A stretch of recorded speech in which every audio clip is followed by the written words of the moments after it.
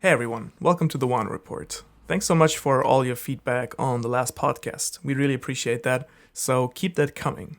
Today's podcast will be a little bit different. It's not as high in quality as you guys might have been used to over the last couple of weeks, so we've been working on that. This time it's a little bit worse, it's shorter.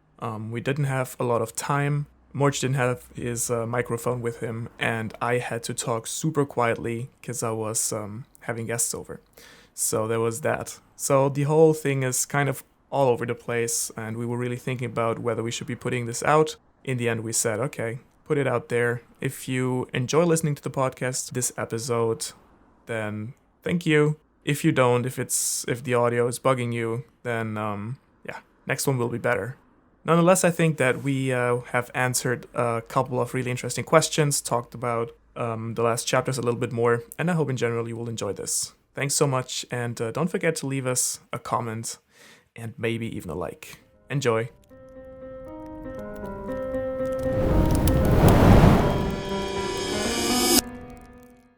Alright, so I guess I'll just start it, right? Hey everyone, so we're back with the second Wano Report of the year. Second Wano Report of the year. Yeah, so it's Wano Report number 21. We are back on Ohara's channel for like the 5th straight time in a row. I don't know. I will definitely be having content back out at some point in the future, at which point we'll be transitioned to getting some stuff back on my channel. But at the moment, it's going to be here. So last time we talked about, I think, several chapters, 965, 966, and 967, but there was so much content. I think we got talking a lot about the translations and everything like that.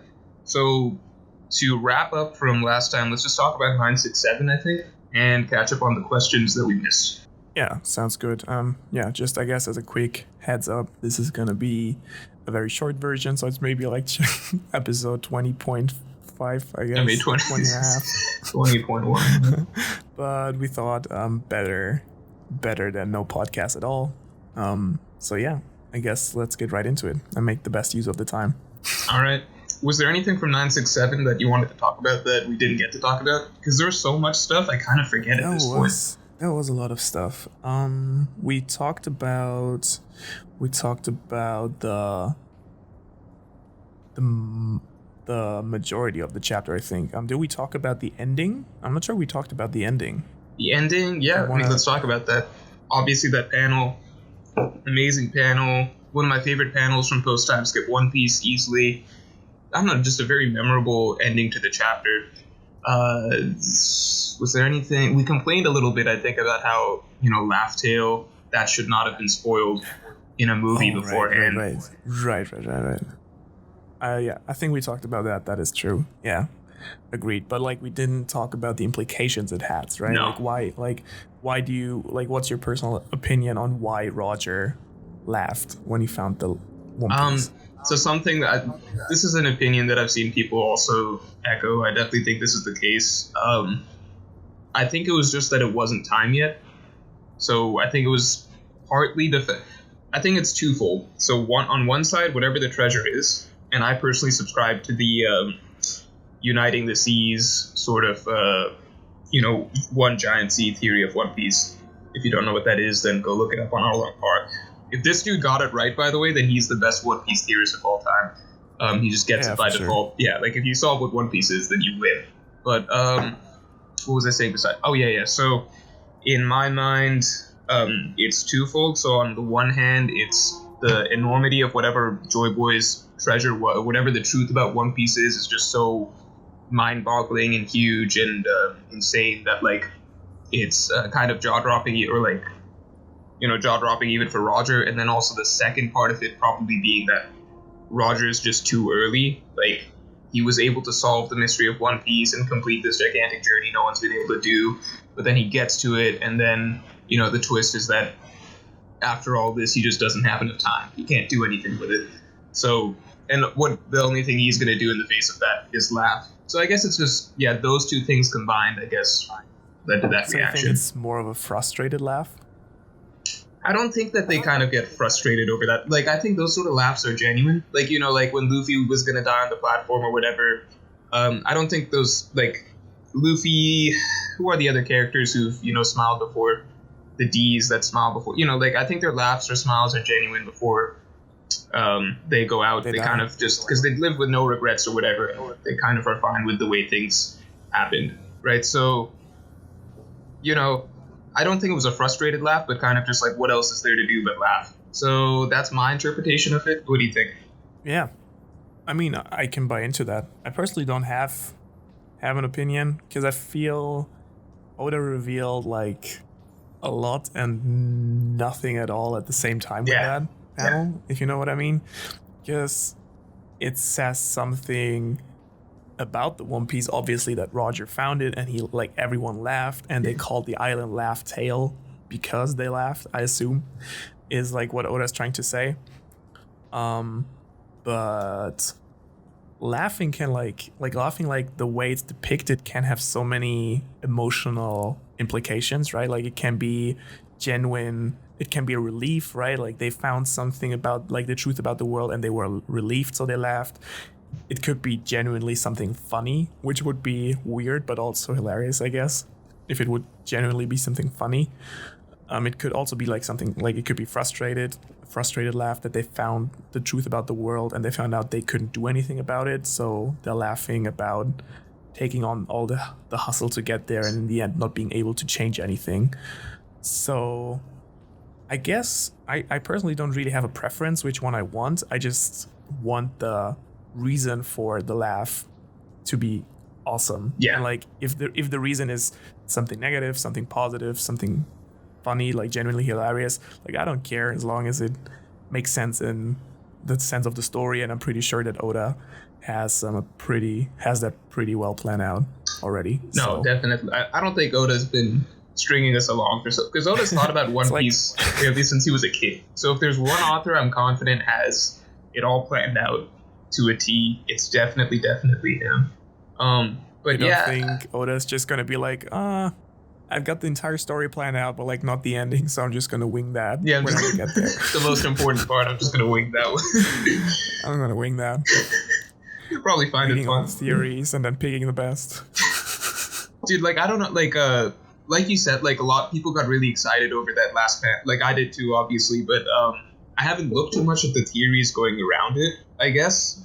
But I don't know if it's literally something that, like, I think some wacky-ish theories kind of came out with. Like, I don't know if the One Piece is actually something that's literally funny or not.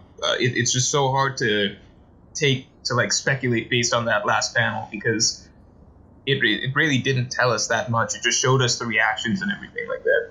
So, yeah, like, this chapter, it was, like, a lot of cool, like, little extra insights into what happened, but not really giving us anything more. Right. Like, not too much more than we already knew.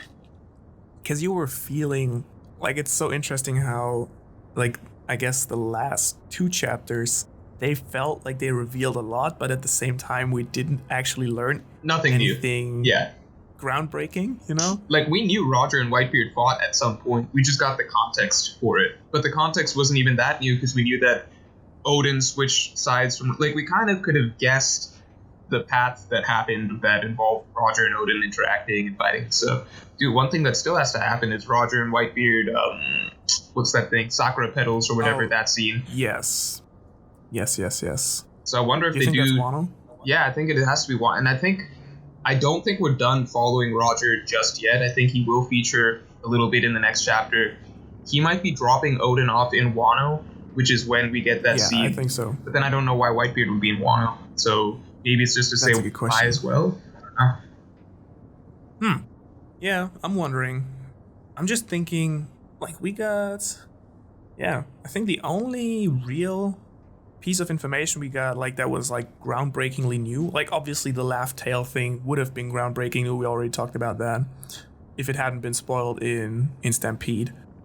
But the other really big, so I guess the two big things we got in, like, from the last couple of chapters is some background story on the poneglyphs, which I guess was new information, and like their connection to Joy Boy.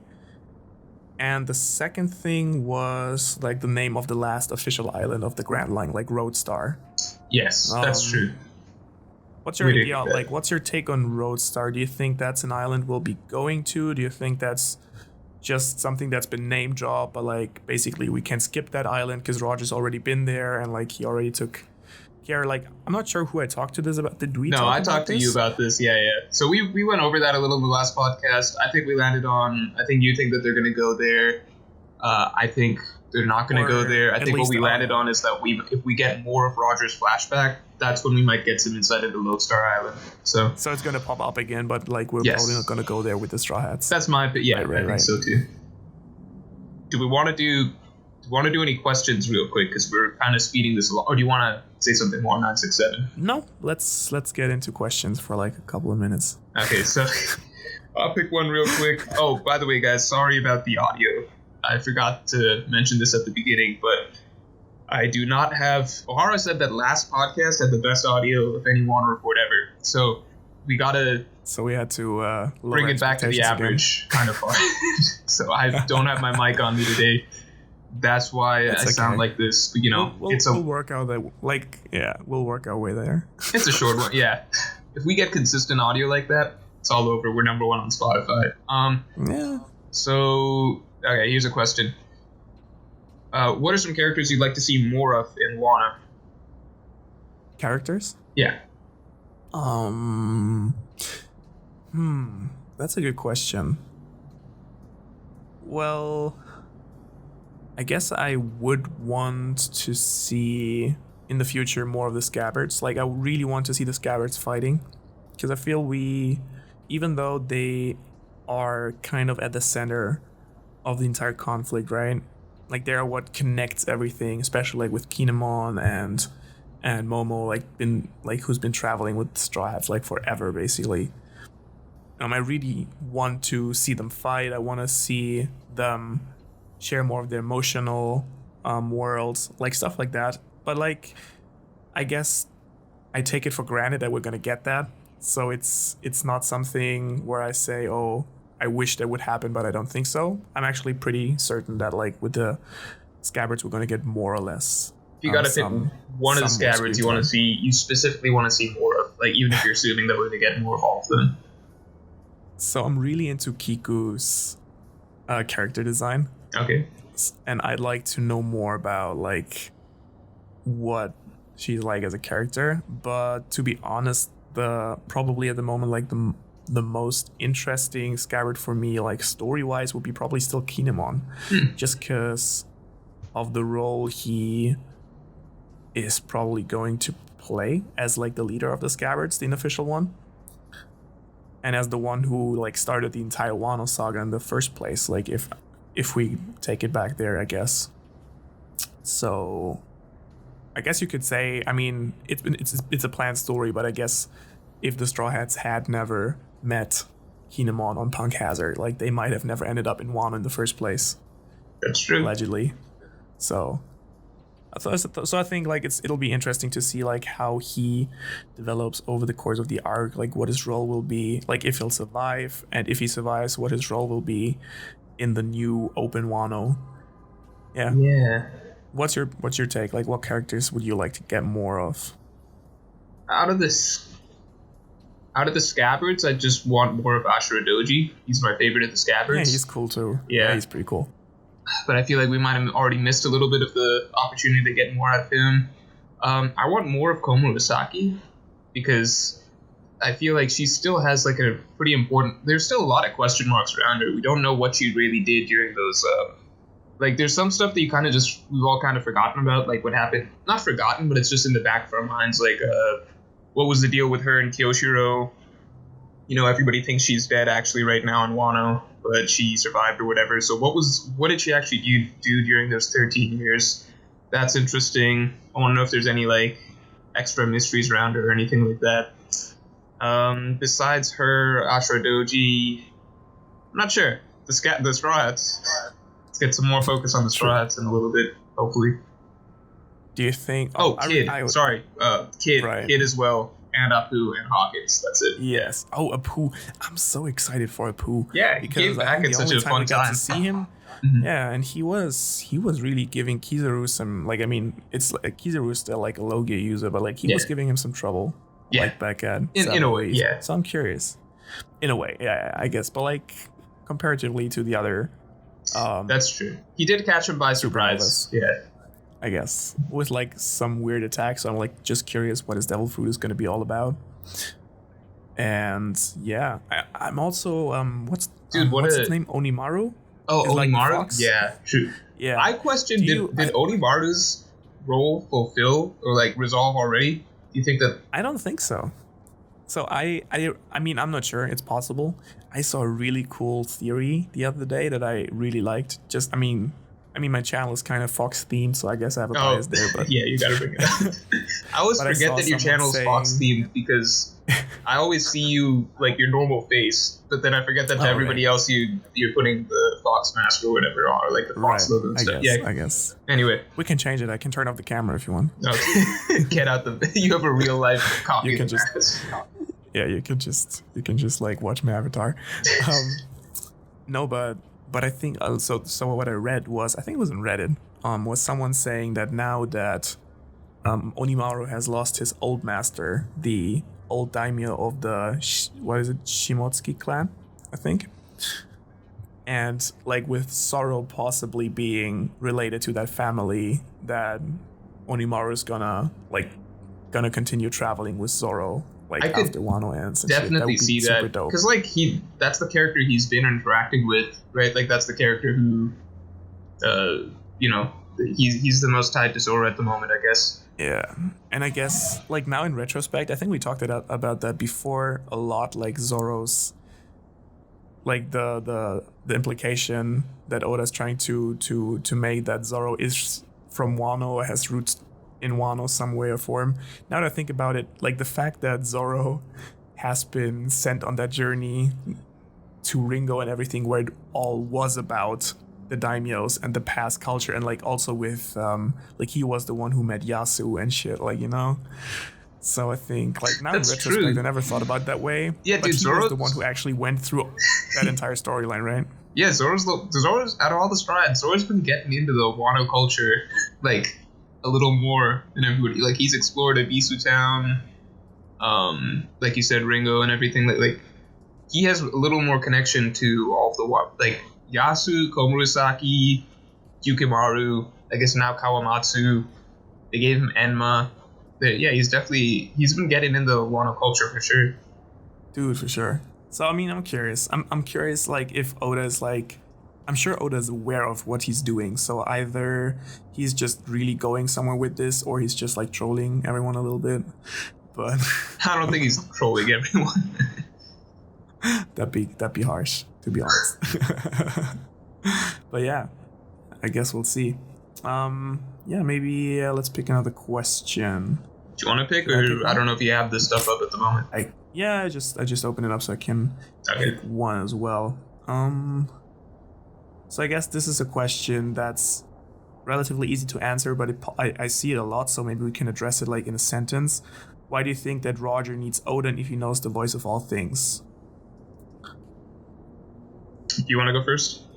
Well, you can. I guess you can answer it like in a sentence. Yeah, I guess my interpretation is that Roger is able to hear it, but Oden is able to interpret it. Like it's kind of like, I don't know if there's a good real world example, but I guess understanding versus being able, like, if Roger can get the gist of what's being said, but like Oden knows the more of the substance of it or the meaning of it, that's about the best that I can say. Beyond that, I don't really know. What do you think? They kind of like just gets, yeah, I think I agree that like he probably gets like the gist of it, right? Where he's like, oh, I can feel that this poneglyph like talks about a weapon, or like this poneglyph talks about destruction, but like he can't hear the poneglyph saying like, to find Poseidon you have to like take the second exit after the roundabout and like take a left. Like it's like I have a grasp of like what this talks about, but like I can't say what exactly it is, or like he can't literally translate the poneglyphs. It's like the difference between like the scans we got initially of 967 exactly, and like Jimini's box's whole translation. Yes. And yeah, I guess. I guess for the road poneglyphs, you could say he probably like hasn't like he probably had he understood probably that like they were trying to lead him somewhere, but without Odin, he would never be able to actually understand the direction they're giving. I would agree with that. That's the best way to. That was one of the things I didn't initially like when we found out that Roger could just hear, like way back when we found out Roger could just hear the poneglyphs. I felt like, well, if Luffy gets that ability, which Luffy then did, that invalidates Robin a little bit, when Robin had so much importance around her being the only person to be able to do it. But yeah, obviously now that we've gotten a little more detail, Roger needed Odin, etc. Like Luffy's voice of all things, I feel like is more relevant to other stuff like Zunisha or the Sea Right. King. I don't know. Though, Like to be fair, I feel that Oda. I'm not sure if Luffy's voice of all things is going to be actually like. Do you think it's actually going to be relevant to the story? Because as I feel it, Oda has set it up as something that makes Luffy special and connects him like to Roger and maybe Joy Boy, right? But like, I also at the same time I feel that Oda is trying to suggest that this isn't a skill that is going to be relevant for Luffy to reach his goals, because like with the Sea Kings, it's That's like, oh, he Shirahoshi. can understand us, but like Luffy can't properly understand them, right? Like he only hears some voices, but he can't hear them clearly. And same with Sunisha, like he kind of hears the elephant, but like Sunisha only has the connection to Momo, right? So what's your take on that? No, I definitely agree. Like, I would personally prefer. I didn't like the idea that as soon as this idea of the voice of all things started entering the story, I immediately was like, well, I hope that doesn't infringe on Robin, for example. And then as more and more characters came along, it was like, okay, it's more important that Shirahoshi is able to communicate with the Sea Kings. It's not as important that Luffy is. Same with Momo and Zunisha. Yeah. I could definitely see it being like introduced as a way to parallel Luffy to Roger more. But then my question is, why did Roger need it? Like, because Roger had Odin. So couldn't Oda have gotten away with just, like, not having had anyone have... Like, I wonder, like, what is the purpose of Voice of All Things, really? Right. Well, so the way I took it with Luffy, at least... Okay, so I mean, I guess that goes back to like this old video I made where we keep, like, I kind of keep going back to that, where I basically said that I personally think that the poneglyphs are also infused with haki, like they have something to do with haki. So Roger and Luffy can like hear them a little bit because willpower was basically poured into them. So for me, the voice of all things is like a special form of haki. It's like also something that Rayleigh I think talks about, where he says that Luffy has a natural ability of sensing people's emotion with his... Yeah, no, I definitely agree with that. All right. Sorry. Oh, no, we're good. Did something happen? Oh, yeah. Okay. It's okay. I was too loud again. Okay. You can keep going. We'll drop that. Should we do one more question real quick? Yeah. Wait, did we leave off on that question? I think it's fine. Whatever we left off on, I think seems fine. I think I definitely agree. Voice of all things. It's some form of observation haki, like super advanced. Same way I agree with people who say that, Charlie, her predictions are like a form of extreme observation haki. I definitely agree with all that. Yeah. As to its relevance in the story, either it was... I hope it's not too relevant in Luffy's future, because I don't want it infringing on the abilities of other characters. Maybe it was more relevant to, Joy Boy or Roger's stories, which we still need to get more of. Anything else on that? Hello? Yeah, I'm still there. Okay. All right. Let's just do one more question real quick, and then... You look like you wanted to say something, so... No, I'm good. I was actually just scrolling right now. Okay. Do you have a question you want to pick, or should I pick a question? Or I'm just scrolling right now.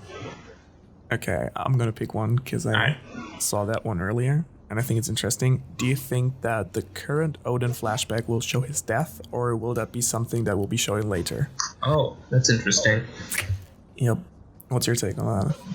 I want to complete the story now to just like I enjoy following Odin's story, obviously, but I kind of want to like bring it to a close and then move on to like a clean finish basically, and then move back into Wano. Yeah, I guess that's what I prefer. Whether that's the case or not, I don't know. What do you think? No. Yeah, I see it the same way. I like to like have that story finished now in the back, like in the flashback, except if there's a twist to Odin's death. Oh. If there's a twist, then I'm okay with that being left like a little bit shady and everything. So that would be okay. But if Odin is actually dead and he just gets executed, I think Oda should show it now rather than later on in the story. I mean, there's still question marks like around that old woman, for example, who manipulated him. But hopefully I do hope that there is, some surprises left in Odin's backstory, because we kind of know what happens from here on out. I think like Kaido versus Odin's sentenced to death, then they get chased to the castle set on fire or something like that, and then they get sent to the future. So that's a nice summary. Yeah, we know for this. I will also say that like I kind of hope that the flashback comes to a close, just because I think in Wano we're still due for more flashbacks. Like, if Zoro is from Wano, like all the implications we're getting, I do feel like we're going to be getting some sort of a Zoro flashback or something like that, which I'm not really asking for. I'm just saying, like, the same way Sanji got an extra flashback, if Zoro's from Wano, I would expect Oda does something or something like that there, even though I don't think we need it. I think Kid, if he plays a big role in Wano, which he's set up to do, I feel like he's going to get a flashback. I think Komurasaki, we still need to see somewhat what happened to her in her third. Like, I still think that there's a good number of flashbacks to be filled in here. So I kind of hope we at least finish up Odin's stuff. Agreed, yeah. All right. Well, I guess that's a good point. That's a good point to close it. Super short version. Bad audio. Pretty much that's it. Whispering, because Ohara I had to be quiet to not wake up my entire house here. Yeah, that's my bad. I had to record it late for me, which is super late for Ohara's time. That's fine. But that's it. That's okay. All right. Follow us on Twitter. You should know it at this point. Yeah. You should know our Twitters at this point, probably. Support the podcast. Yes. Give it a like and a comment. Or if you're on Spotify, I don't know what do you do? Or both. Yeah. Give us a review, I guess. Give us a review. Yeah. That's it. Otherwise, if you have any feedback for us or anything, or ideas, feel free to share. Only positive. We don't take constructive criticism. Yes, we don't. Yeah, we're not good with that. We don't. We don't want any constructive criticism. All right. That's it. Talk to you all later. Bye. Bye-bye.